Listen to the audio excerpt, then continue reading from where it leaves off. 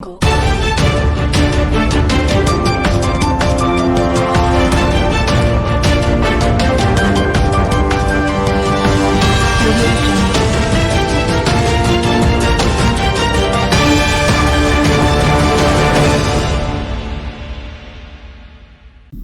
you for joining us again on the News Hour on Biscontv. I'm Stella Opara. First, the headlines.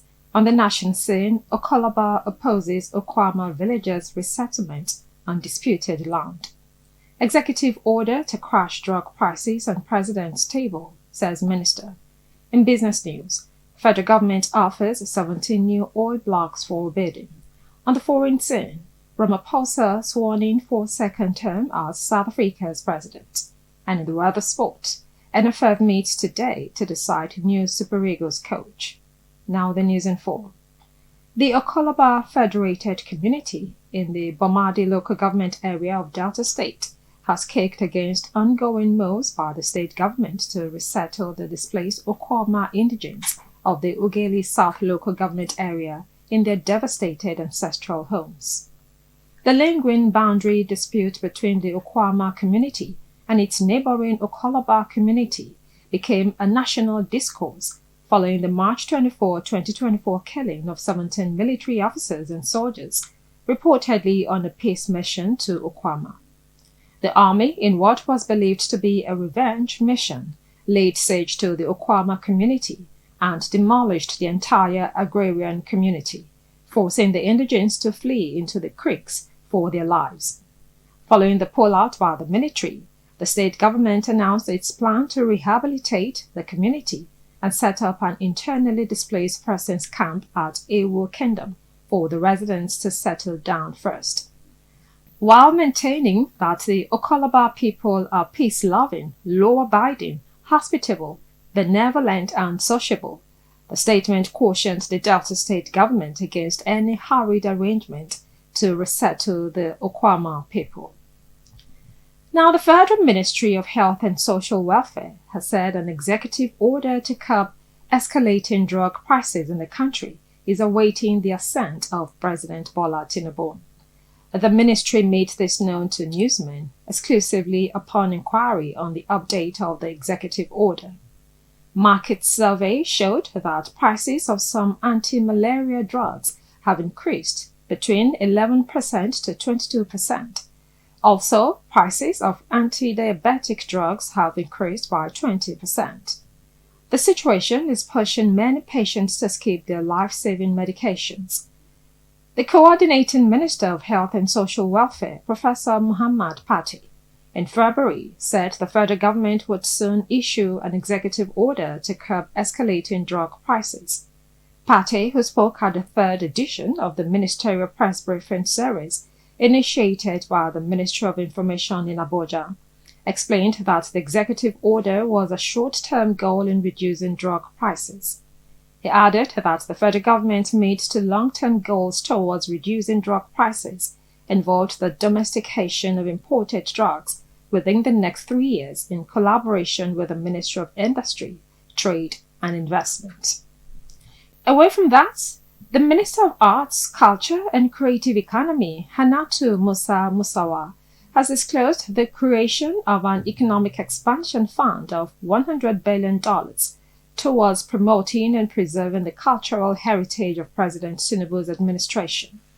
Musa Musawa, who was represented by the Director of Cultural Industry and Heritage, Reverend Ben Ugo, at the 2024 Ojude Oba Festival, held at the Ojude Oba Pavilion in Ijebode, acknowledged the cultural diversity of Nigerians, noting that the federal government is working towards making the country a cultural hub by the year 2030.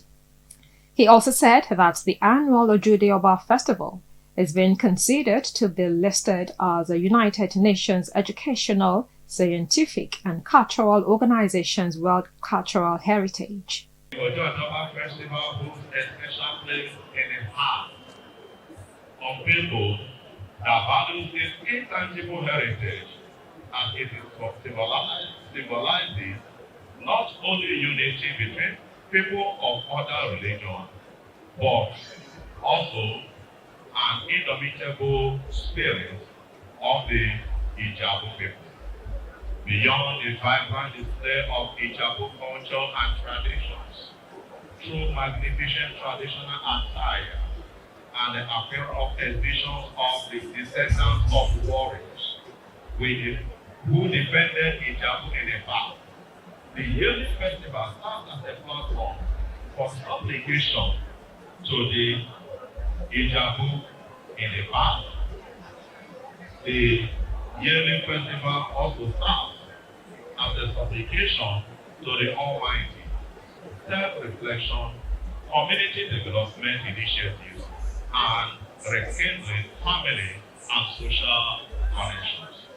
The festival connects the past and the present, and bringing generations together, and reminding the Ijabu people of their roots. While speaking, the Ogun State Governor, Dakwa Abiodun, said that his administration was poised to make the Ojude Oba Festival a global event. According to him, the annual event has grown from a mere gathering of Ijabu people to felicitate the Awujale to an event that attracts both national and global audiences. The theme for this year's Ojude Oba Festival is unity and harmony in Ijabu land. The gift of Ojude Oba aptly reflects the collective will of unity and harmony of the people of Ijabu land. The people of Ijabu land are known for their enterprise, their hard work, their industry, their hospitality, and they are set on this day annually to crown their blessing in an atmosphere of love and togetherness. Unity and harmony are the bedrock upon which we build a thriving community. The Ijabu people have always been known for the spirit of cooperation and community development. By striving for unity and harmony, we elevate our community and set an example for others to follow. The essence of unity and harmony in Ijabu land can be seen vividly in cultural events like this festival. You're watching Biscontv Television News. Coming up next is business news. Stay tuned.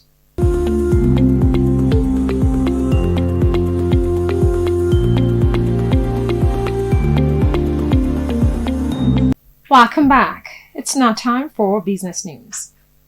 The federal government announced the addition of 17 deep offshore oil blocks to the 2024 licensing round of oil fields in Nigeria. Recall that some deep offshore blocks were recently put on offer for the 2022-2023 mini-bid round, and other blocks which cut across onshore, continental shelf, and deep offshore terrains were also put on offer for the Nigeria 2024 licensing round. Precisely on May 8, the government invited investors to bid for 12 oil blocks and 7 deep offshore assets in the 2024 marginal fields bid round. Also on June 12, 2024, it was reported that the federal government had increased the number of oil blocks on offer in the 2024 marginal bid round. The Chief Executive Officer, Nigerian Upstream Petroleum Regulatory Commission, Benga Komalafe, disclosed this at the pre-bid conference for the 2024 licensing round in Lagos.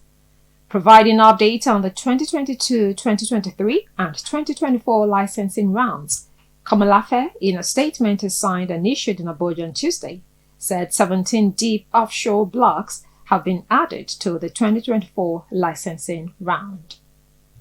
You're still watching Biscontv Television News. Up next is Foreign News. Join us again.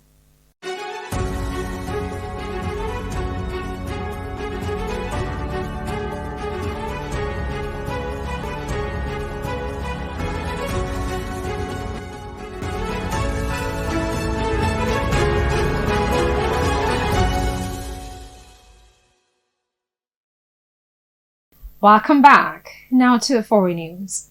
South Africa's Cyril Ramaphosa hailed the beginning of a new era as he was sworn in for a second full term as president after his weakened African National Congress (ANC) struck a hard-won government coalition deal to remain in power. Lawmakers voted overwhelmingly to re-elect the 71-year-old last week, after a May 29 general election produced no outright winner for the first time in 3 decades. After taking the oath of office during a ceremony at the Union Buildings, the seat of government in Pretoria, Ramaphosa said, "The formation of a government of national unity is a moment of profound significance," adding that it is the beginning of a new era. Speaking before lawmakers, foreign dignitaries, religious and traditional leaders and cheering supporters, he said, and I quote, "The voters of South Africa did not give any single party the full mandate to govern our country alone. They have directed us to work together to address their plight and realize their aspirations." End of quote. Ramaphosa is expected to announce his cabinet in the coming days as talks with coalition members continue. Numerous heads of state, including Nigerian President Bola Ahmed Tinubu, Angola's João Lourenço, Congo-Brazzaville's Denis Sassou Nguesso, and Eswatini's absolute leader, King Mswati III, attended the inauguration. You're watching Biscontv Television News. Coming up next is sports news. Stay tuned.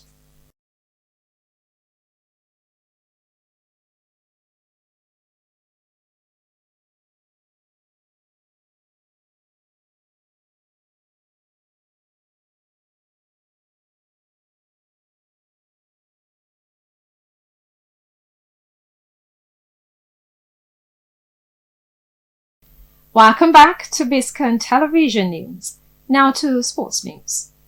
The Nigeria Football Federation (NFF) is scheduled to reconvene today with the appointment of a foreign technical advisor top of the agenda, while the outburst of Napoli striker Victor Osimhen on erstwhile coach Finidi George is expected to be discussed also. Prior to Finidi George's departure, the NFF had announced plans to hire a foreign technical advisor. Following Finidi's exit, it is understood that this foreign coach will step in as the chief coach. According to report, Antonio Conceição is expected to be named the next coach of the Super Eagles. However, there are calls within the community for the consideration of a local coach. Embattled Cameroon coach Mark Breeze is reportedly also one of the tacticians the NFF approached for the job. With the exit of Finidi, the NFF faces financial constraints in hiring a foreign coach, who would likely demand a salary of at least $50,000 monthly. As a result, the NFF is also considering local coaches. Samson Siasia and Salisu Yusuf have been mentioned as potential candidates who could fit the Federation's budget. Though the NFF has remained silent on the recent controversy involving Victor Osimhen and Finidi George, reports suggest that the NFF may establish a disciplinary committee to address Osimhen's actions. And that's the news for now on Biscontv Television, compiled and produced by Sarah Abiodun. Now the last line. Oprah Winfrey said, "The biggest adventure you can take is to live a life of your dreams." I'm Stella Opara. Thank you for watching.